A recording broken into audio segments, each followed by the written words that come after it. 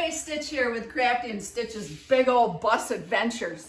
It's big bus adventure. Whatever. We're veneering these cabinets in the kitchen. Didn't like what was there, so I thought, hey, let's give it a try. Anyway, here's the product. It's paper-backed, real wood veneer. Very pliable, and it's raw, so it needs to be stained. But what I'm doing today is just this little drawer front right here. And what I like to do is I like to place it, I'm doing a horizontal grain on this, on all the doors and drawers. So I'm just placing this on the back side of this veneer, and I take a pencil and I just draw around it. So it gives me a guide to what size I need, and then I cut it just a tad bigger because you need to have that wiggle room for when you trim it. Weldwood contact cement, very common in the industry, works great.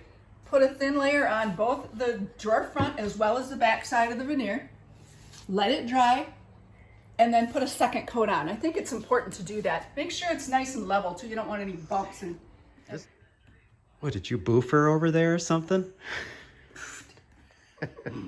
Another thing is this stuff is mega smelly, so have some good ventilation. Yeah, it does stink. We have all the doors and windows open here. So.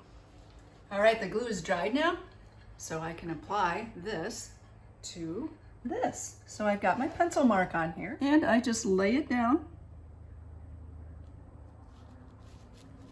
And then press on it, turn it over, and for a good adherence, my upholstery mallet, it's a rubber head, but what's advised to use is a wallpaper roller. I know the soft end of that mallet, that's for sure. Oh, shut up. Yeah, you might feel it again, sir. So I just take this and kind of burnish down across here just to assure the adherence of this. So what I sometimes do is I lay down my guide or my metal I would measuring guess stick that here. it would cut harder across grain than with grain. You are correct, sir. I figured that. She So- doesn't allow me in her shop when she does this. I'm just camera guy. So you can see that I yeah. cut it close, but then what I like to do, lay your blade down and follow it along Oh yeah. the edge, and you kind of work it sort of on that angle, if you will, and just run it along. You're whittling. Yep, and it takes off that extra edge. Now you're not done. You do that along all four sides. Now don't run up because it could pull that veneer off. So I just kind of run it sort of at a little angle like such, and it just takes that extra edge off.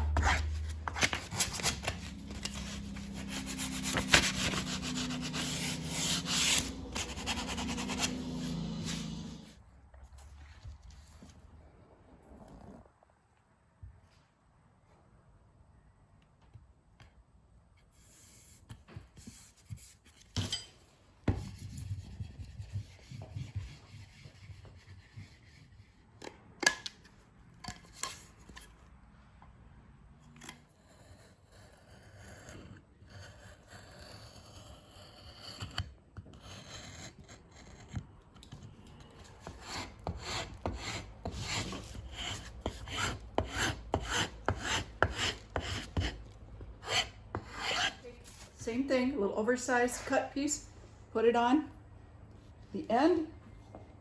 This is double glued.